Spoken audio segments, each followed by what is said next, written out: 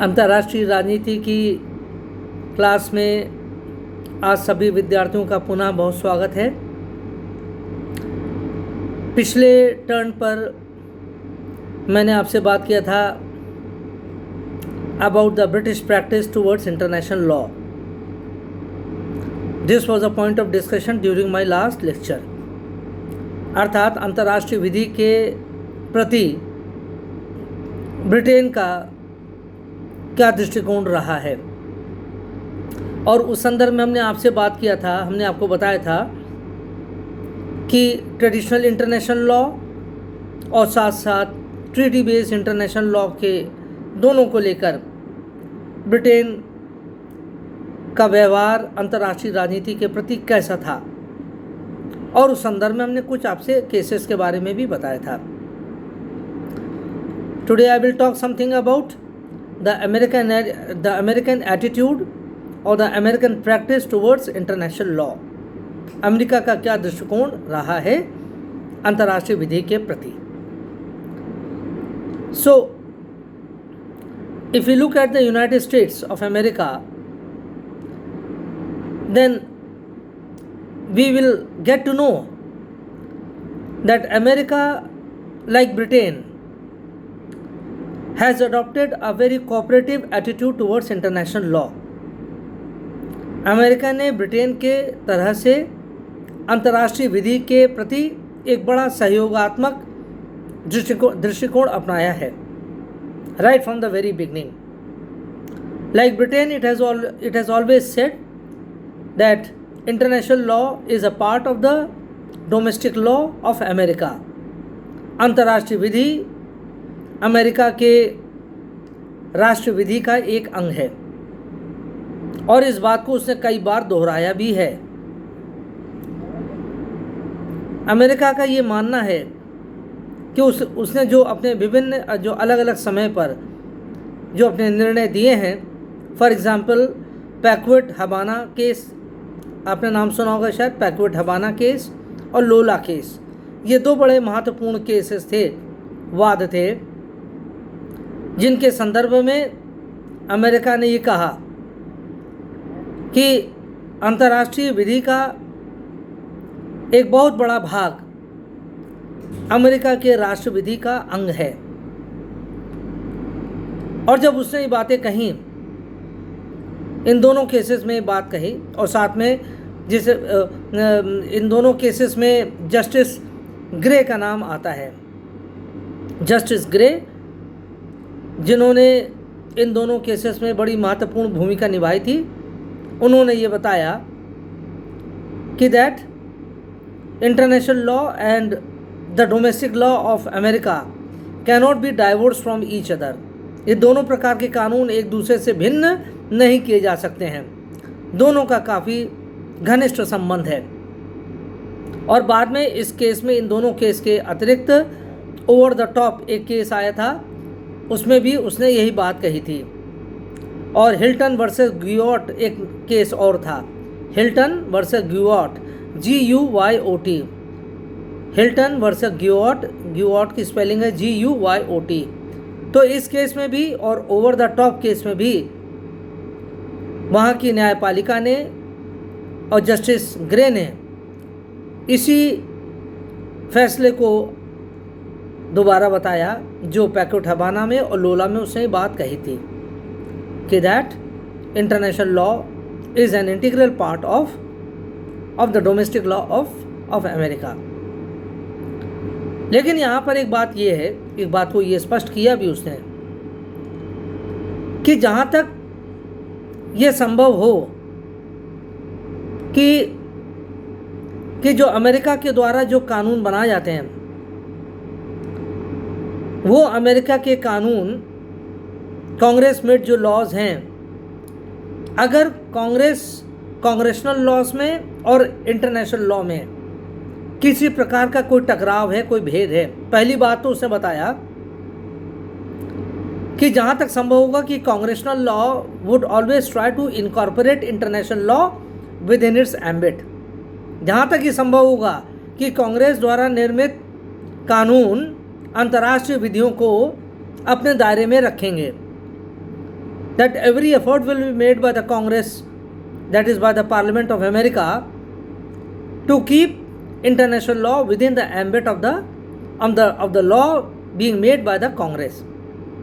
अधिक से अधिक प्रयास किया जाएगा कि अंतर्राष्ट्रीय विधि को कांग्रेस के द्वारा बनाई जा रही राष्ट्रीय विधि का एक अंग के रूप में रखा जाए, ये उसका प्रयास होगा।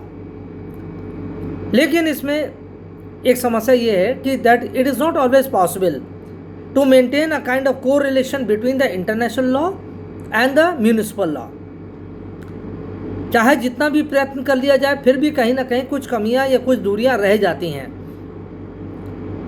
And under certain circumstances it does happen that international law is not able to find its way in the municipal law of a country, कि तमाम सावधानियां बरतने के बाद भी अंतर्राष्ट्रीय विधि राष्ट्र विधि का हर हाल में हिस्सा बनी जाए, ऐसा संभव नहीं होता है। लेकिन कांग्रेस वहाँ ऐसा प्रयास करेगी कि जो भी वो राष्ट्रीय विधियों का निर्माण करे, म्यूनिसिपल लॉ बनाया जाए, उसमें अंतर्राष्ट्रीय विधि का अवश्य ख्याल रखा जाए। लेकिन यदि ऐसा नहीं हो पाता है, if the case is something different from this one, कि that under circumstances if the congressional laws they are at variance from the international law, अर्थात यदि कोई ऐसा समय आता है कि जब राष्ट्रीय विधियाँ अंतर्राष्ट्रीय विधियों से विमुख होती हुई दिखती हैं, तब ऐसे में who will prevail, whether it is the international law और the municipal law that will prevail, या किसको किसके ऊपर वरीयता दिया जाएगा। तो अमेरिकन प्रैक्टिस ये कहती है कि in case of any variance between the two sets of laws, that is between the international law and the congressional law, in case of any clash, in case of any contravention, then it is the congressional law that will prevail. ऐसी परिस्थिति में कांग्रेस के द्वारा बनाया गया कानून ही prevail करेगा या उसको ही वरीयता दिया जाएगा। So now this thing is established. Number one, that international law so far as possible will be given place in the municipal law of America. जहाँ तक ये पहली बात क्या है कि जहाँ तक संभव होगा कि अंतर्राष्ट्रीय राजनीति को अमेरिका के राष्ट्रीय विधि में शामिल करने का भरपूर प्रयास किया जाएगा, हर संभव प्रयास किया जाएगा। Number one. Number two, in case this is not possible, that international law is not able to become a part and parcel of national law, then under this kind of situation the congressional law will get an upper hand over the international law. अगर दोनों प्रकार के कानूनों में कोई विभिन्नता दिख रही है, अलग अलग रास्ते दिख रहे हैं, और जहाँ पर अंतर्राष्ट्रीय विधि या राष्ट्रीय विधि का क्लैश हो रहा है अंतर्राष्ट्रीय विधि से, तब ऐसे में राष्ट्र विधि को वरीयता दिया जाएगा अंतर्राष्ट्रीय विधि के ऊपर। तो ये दोनों चीज़ों को जरूर ध्यान रखिएगा कि ऐसा नहीं है कि अगर न्यायालय ने कह दिया, जस्टिस ग्रे ने कह दिया हवाना केस में, लोला केस में, कि वो अंतर्राष्ट्रीय विधि को व्यापकतम रूप से अमेरिका के राष्ट्र विधि में शामिल किया जाएगा, तो अर्थात कोई ऐसी स्थिति नहीं आएगी कि कोई टकराव ना हो। No, this is not going to be the case every time. वहाँ के न्यायालय ने कहा व्यापकतम रूप से अंतर्राष्ट्रीय विधि को राष्ट्र विधि का हिस्सा बनाने का प्रयत्न किया जाएगा। इसका मतलब है यदि ऐसा नहीं हो पाता है किसी ऐसे समय में, यदि यानी कोई ऐसा समय आता है जब इस प्रकार का संभावना नहीं हो पाती है कि वो राष्ट्रीय विधि का हिस्सा बने, तब ऐसे में राष्ट्रीय कानून अंतर्राष्ट्रीय कानून के ऊपर ज़्यादा उसको वरीयता दिया जाएगा, उसको ज़्यादा स्थान दिया जाएगा। तो ये हो गया क्या है, ये तो ट्रेडिशनल इंटरनेशनल लॉ के संदर्भ में है।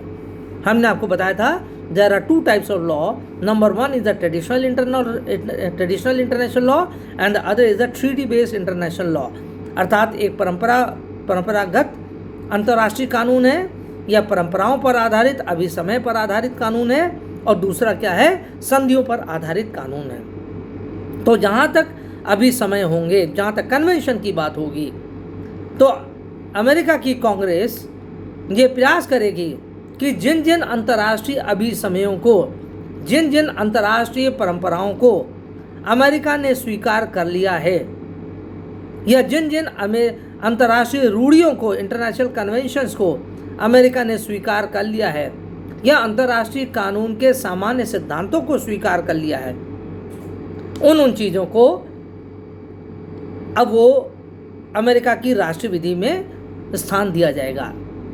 That those norms of international law, that those provisions of customary international law or those conventions of international law which have been accepted by the domestic laws of America shall be accepted, shall be included in the domestic law of America.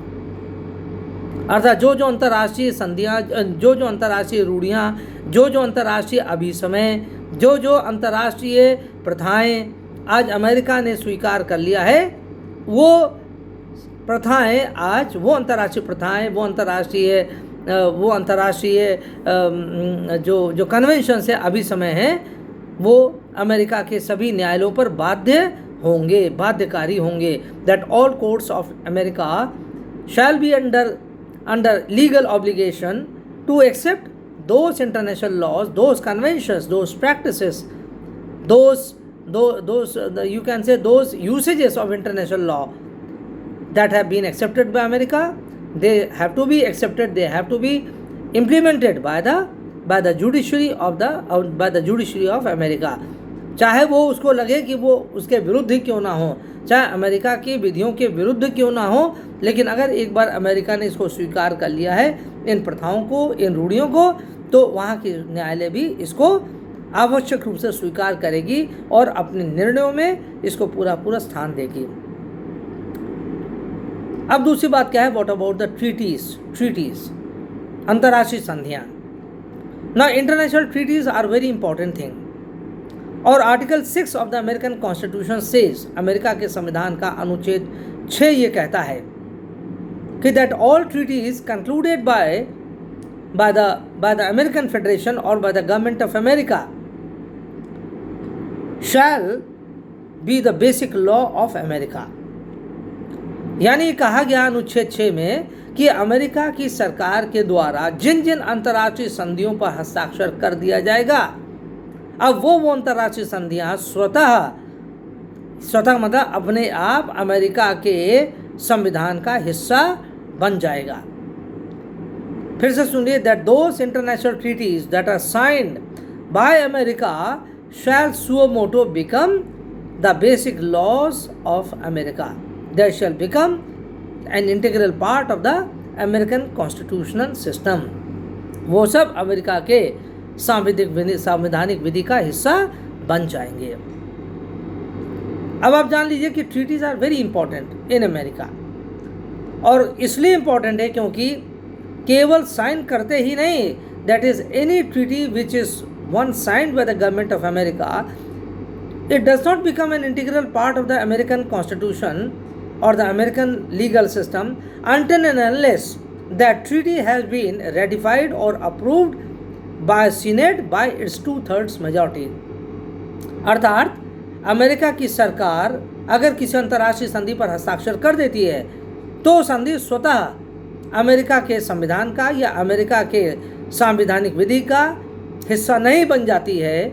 वो तभी बनेगी जब America की senate उस संधि को स्वीकार कर ले, पुष्टि कर दे अपने 2/3 बहुमत के द्वारा। So when the senate approves any international treaty that is signed by America by the majority of 2/3 members, by the majority of its 2/3 members, only then it becomes an integral part of America। तो इसलिए ये बड़ी महत्वपूर्ण बात है कि treaties America का एक बहुत ही महत्वपूर्ण एक आपके लिए कानूनी एक दायरा होता है जो एक बार सीनेट के द्वारा अनुमोदित हो जाती है। यदि संधि जिस पर अमेरिका ने साइन किया है तो वो वहाँ का अभिन्न हिस्सा बन जाती है। यहाँ पर याद रखने वाली, ध्यान देने वाली बात यह है कि that such treaties even if they are against the municipal law of America, still those treaties will have an upper hand over the domestic laws of America. अर्थात ऐसी संधियाँ जिस पर अमेरिका ने साइन कर दिया, ऐसी अंतर्राष्ट्रीय संधियाँ जो अमेरिका ने साइन कर दिया और जिसको सीनेट ने पुष्टि कर दिया, अनुमोदित कर दिया है, अब वो अमेरिका के संवैधानिक विधि का इंटीग्रल पार्ट बन जाएंगी। और वो संधियाँ यदि वो वहाँ की राष्ट्रीय विधियों के विरुद्ध भी हैं, म्यूनिसिपल लॉ के अगेंस्ट भी हैं, उसके बावजूद भी वो संधियाँ बड़ी महत्वपूर्ण होंगी and they will be given precedence over the rest of the laws of America. अर्थात किसी विषय पर अगर ये अंतर्राष्ट्रीय संधियाँ वहाँ की डोमेस्टिक लॉ के अगेंस्ट भी होती है, फिर भी इनको महत्व दिया जाएगा, अंतर्राष्ट्रीय संधियों को इनको लागू किया जाएगा क्योंकि ये सीनेट के द्वारा अनुमोदित हैं। तो ट्रीटीज़ के संदर्भ में ये बात है। तो अब देखिए, ट्रीटीज़ हमने कहा दो तरीके की ट्रीटीज़ होती हैं। एक ट्रीटी तो वो होती है अमेरिका में जो सीनेट के द्वारा अनुमोदित होती है। Number 1 type of treaty is that which is accepted और विच हैज़ बीन अप्रूव्ड और ratified by the American senate. ये पहले प्रकार की संधि है। इसे हम कहते हैं self executive treaty. That is a treaty that is been ratified by American senate by 2/3 of the majority, then it becomes a self-executing treaty. अपने आप फिर वो लागू हो जाती है। सेल्फ एग्जीक्यूटिंग का मतलब है वो स्वतः लागू हो जाती है, अपने आप लागू हो जाती है। एक बार कोई संधि 2/3 बहुमत से सीनेट के द्वारा पारित हो जाती है तब वो स्वतः लागू होना शुरू हो जाती है। उसको लागू करने के लिए फिर और कोई अतिरिक्त कदम नहीं उठाए जाते हैं कांग्रेस के द्वारा, क्योंकि एक बार उसको लागू कर दिया गया, then it means it has become an integral part of the American constitution and it will now start working. तो इसलिए this is called self executing treaty. और दूसरा क्या होता है? Non self executing treaty. दूसरा ये हुआ कि नॉन सेल्फ एग्जीक्यूटिंग ट्रीटी, इसका मतलब क्या हुआ? जो स्वतः लागू नहीं होती हैं।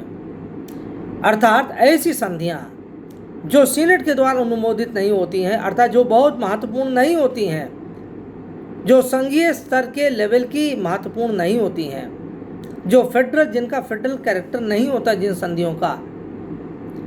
अर्थात यदि ऐसी संधियां अमेरिका की सरकार के द्वारा करी जाती हैं दूसरे देशों के साथ, और यदि वो ऐसी संधियां हैं कि उनको सीनेट से पुष्टि कराना अनिवार्य नहीं होता है, तब ऐसे में उसको लागू करने के लिए कांग्रेस के द्वारा नियम या कानून बनाया जाता है। इसे कहते हैं नॉन सेल्फ एग्जीक्यूटिव ट्रीटी। तो अर्थात वो संधियां जो सीनेट के द्वारा अनुमोदित कराई जाना अनिवार्य नहीं होती हैं, लेकिन उन संधियों को लागू करने के लिए वहाँ की कांग्रेस साधारण कानून बनाती है। It makes an ordinary law in order to implement that treaty, है ना। So this is called as the non self executive treaty, अर्थात जो स्वतः नहीं लागू होती है।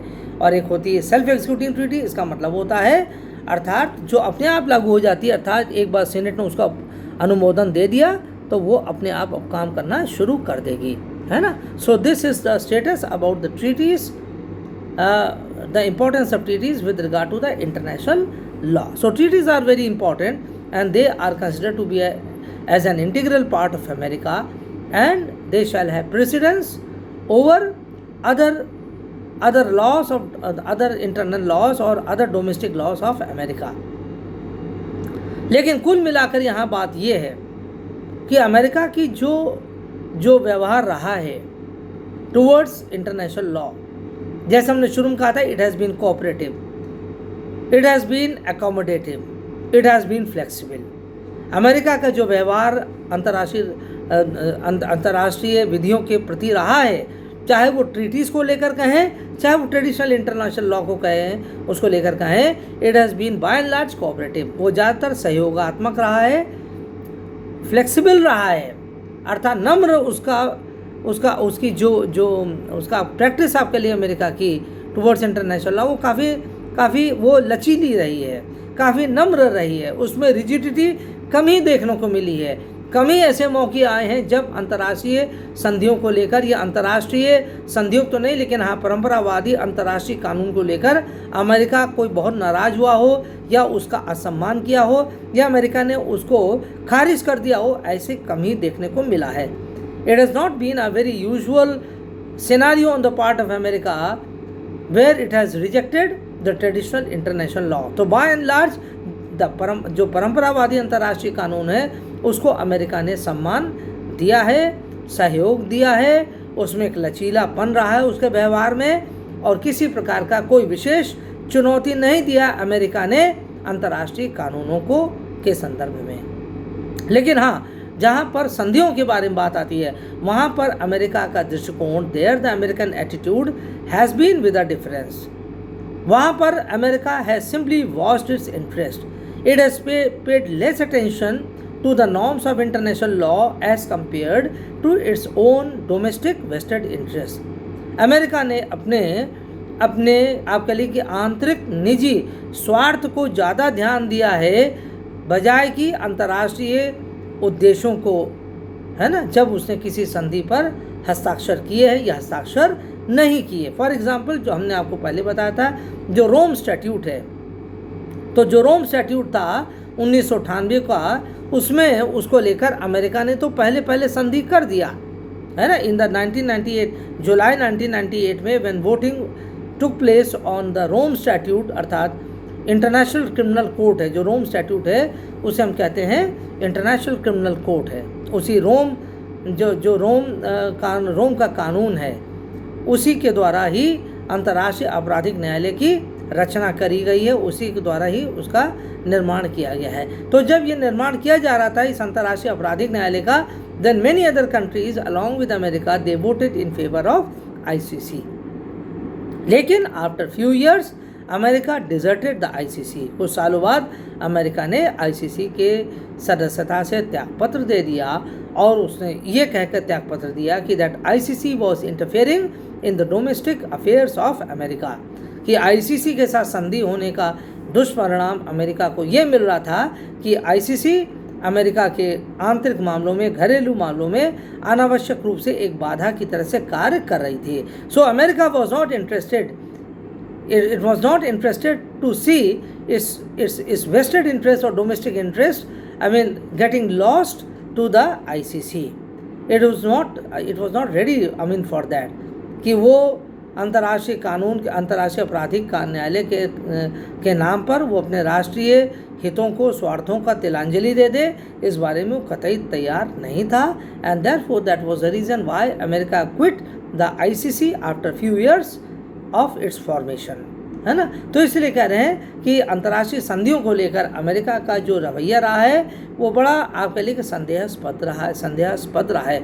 अभी भी रिसेंटली भी पिछले आप कह लीजिए कि 6-7 महीने में या 1 साल में अमेरिका ने कुछ और भी मल्टीलैटरल ट्रीटी से अपना त्यागपत्र या इस्तीफा दे दिया था, है ना। उसमें एक तो जैसे ये है ये जो पेरिस पीस कन्वेंशन जो है, पेरिस क्लाइमेट कन्वेंशन है ना, ये लास्ट ईयर ये पेरिस क्लाइमेट कन्वेंशन पर सभी देशों ने हस्ताक्षर किए थे, और उसमें ये आपस में इन लोगों ने तय किया था, सभी जो इंडस्ट्रियलाइज नेशंस हैं, कि वो जो जलवायु जो एटमॉस्फेयर में जो कार्बन कंटेंट है अपने अपने देशों में उसको नीचे लाने का प्रयास करेंगे, और जिससे कि एनवायरनमेंट सेफ हो सके।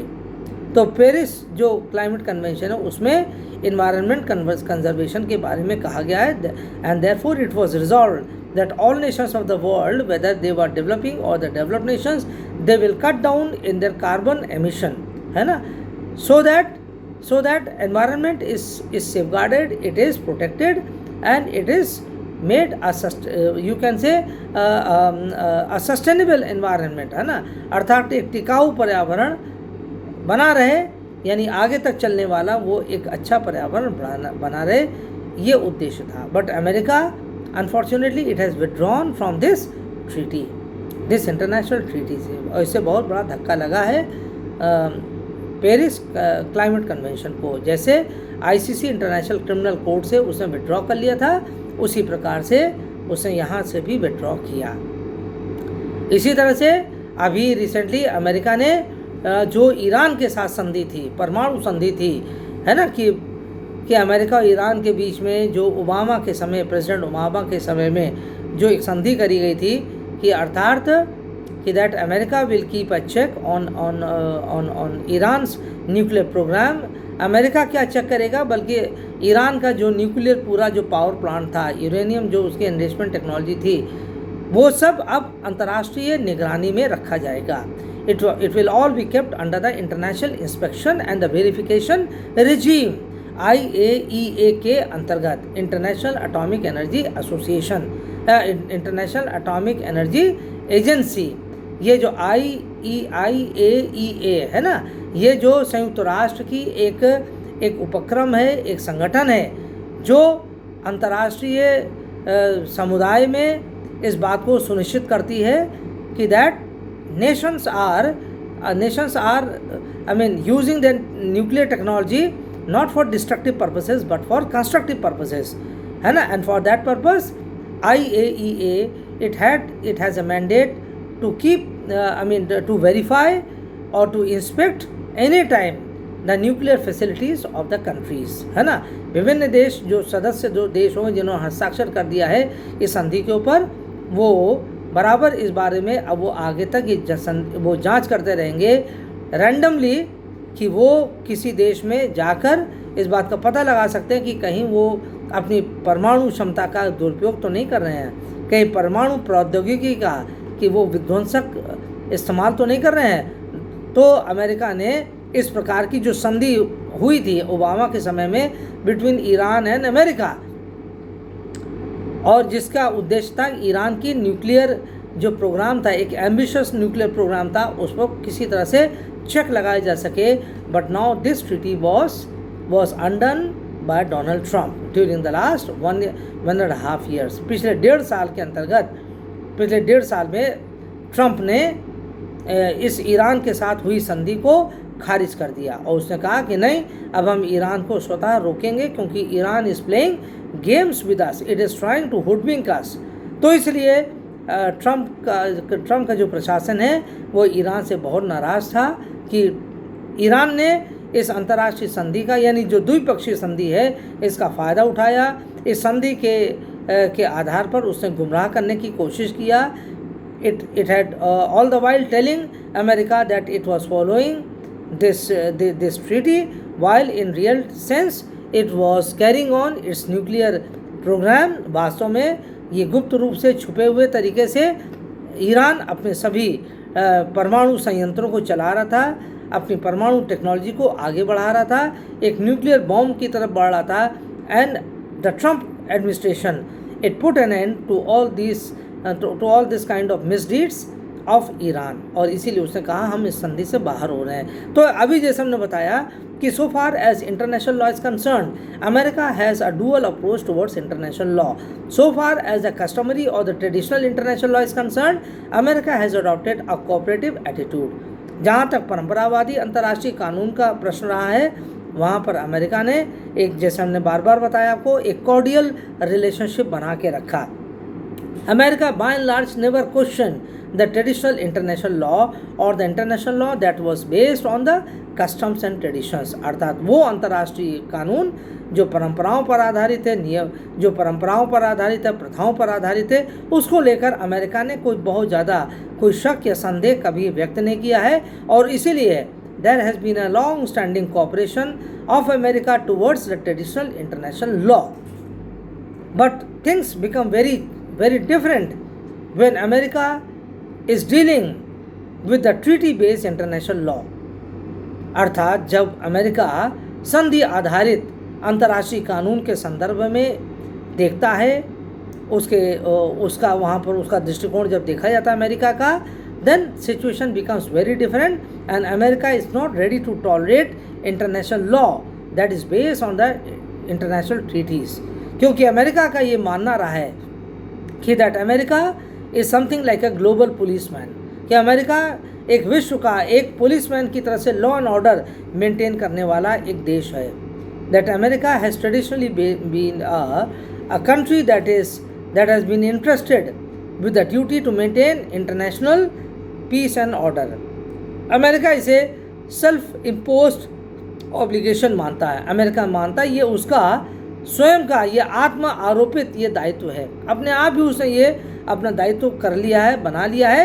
Even though no nation has asked America to don this kind of international role.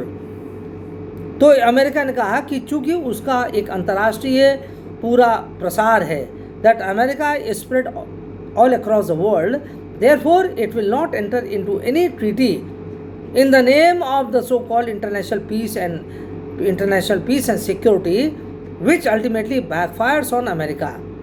America ने कहा है वो अंतर्राष्ट्रीय शांति और सुरक्षा के नाम पर कोई भी ऐसी अंतर्राष्ट्रीय संधि में हिस्सेदारी नहीं करेगा जिससे कि अमेरिका के राष्ट्रीय हितों को आघात पहुंचे या उस पर प्रहार हो या किसी प्रकार से अमेरिका का राष्ट्रीय हित का नुकसान हो। So there is been a different attitude on the part of America with regard to the international treaty. और अभी जो हमने आपको एग्जांपल्स दिए, चाहे वो ईरान के एग्जांपल हो, चाहे वो पेरिस क्लाइमेट कन्वेंशन का उदाहरण हो, चाहे वो इंटरनेशनल क्रिमिनल कोर्ट का उदाहरण हो, यहाँ हमें ध्यान ये रखना पड़ेगा, all these treaties they were by and large signed with a view to maintaining international peace and order. The basic objective of all these treaties was to maintain a kind of international tranquility, अंतर्राष्ट्रीय शांति बनी रहे, अंतर्राष्ट्रीय सामंजस्य बना रहे, सौहार्द बना रहे। इसी वजह से ये अंतर्राष्ट्रीय संधियाँ करी जाती हैं।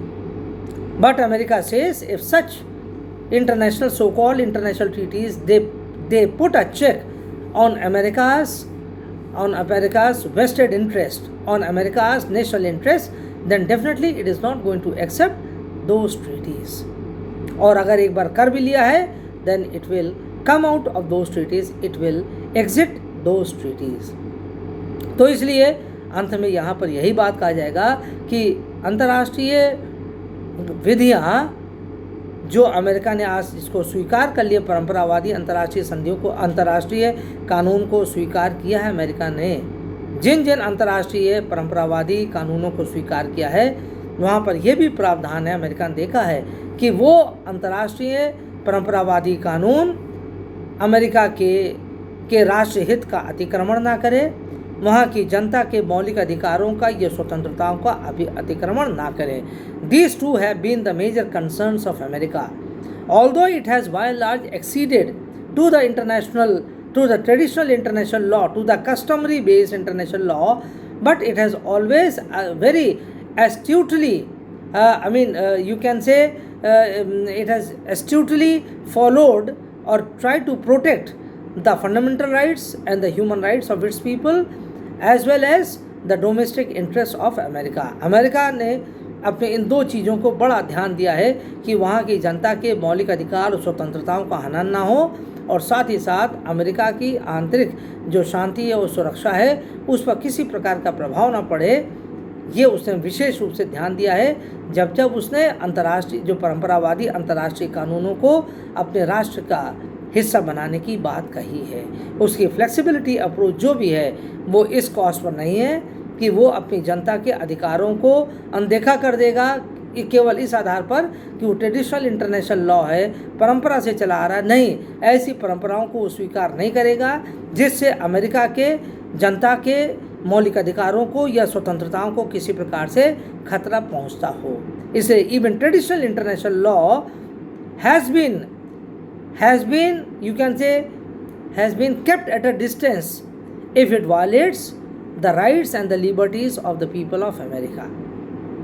और ट्रीटी बेस्ड इंटरनेशनल लॉ है, यहाँ पर इसमें इस बात को विशेष ध्यान रखा अमेरिका ने, कोई भी अंतर्राष्ट्रीय संधि यदि अमेरिका के संप्रभुता पर, उसकी राष्ट्रीय अखंडता पर या वहाँ के संविधान के विरुद्ध होती है तब ऐसे में वो संधि को स्वीकार नहीं करेगा। भले ही एक समय पहले अगर उसने संधि पर हस्ताक्षर कर भी दिया है, still it will always be free to walk out of those treaties, and America in fact has exited many of the international treaties, the examples which I have already given to you. So this is basically the American attitude towards international law. तो कल हम लोग ने जो बात किया था British practice towards international law क्या रही है और अमेरिका की आज हमने बात किया उसकी प्रैक्टिस क्या रही है। तो कुल मिलाकर हम देखते हैं कि there is lot of semblance, there is lot of similarity between the British and the American practices towards international law.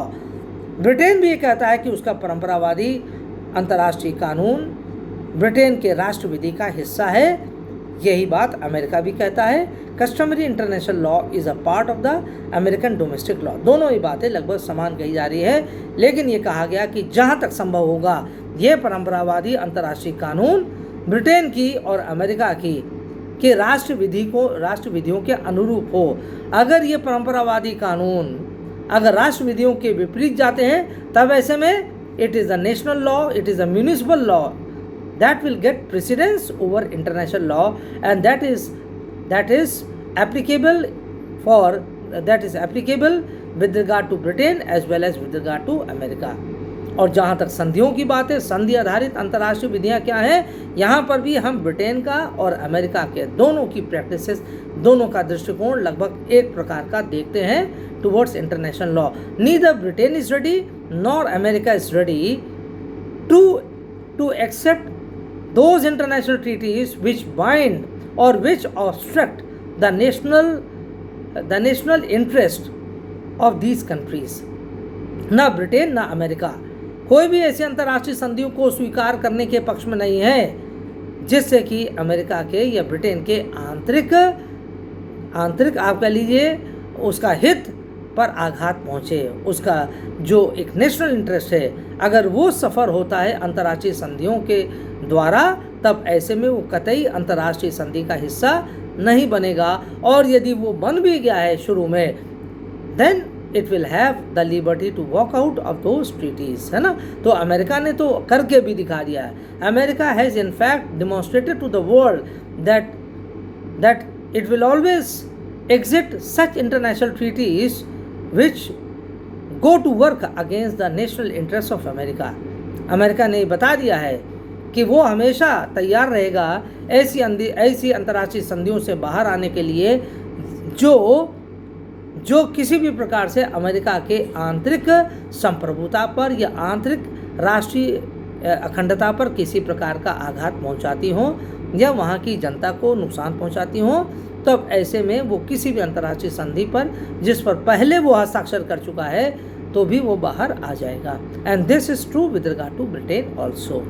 So therefore at the end of the day we come to the conclusion that by and large the American practice as well as the British practice towards the international law is very similar to each other, and no country will ever be ready to make international law a part of its domestic law at the cost or at the altar of its own internal peace and security or its national interest। दोनों देश किसी भी प्रकार से अंतर्राष्ट्रीय कानून को अपना राष्ट्रीय विधियों का अंग बनाने के लिए बिल्कुल नहीं तैयार होंगे यदि उन अंतर्राष्ट्रीय संधि या उन परंपरागत अंतर्राष्ट्रीय कानून से उसको नुकसान पहुंच रहा है। So this is the bottom line with regard to the British and the American practice towards international law, है ना। तो आज की बात हम यहीं समाप्त करते हैं। बस आधे घंटे से ज़्यादा वीडियो हम नहीं बना सकते हैं। ये dear students please note my point कि it is not possible for me to make videos more than 30 minutes. क्यों? हम बोलने तो 1 घंटा तक बोल जाएंगे। I have already spoken so many times for about 1 hour और even more than 1 hour। But the basic problem is that such long videos they become very difficult to be uploaded on the YouTube channel।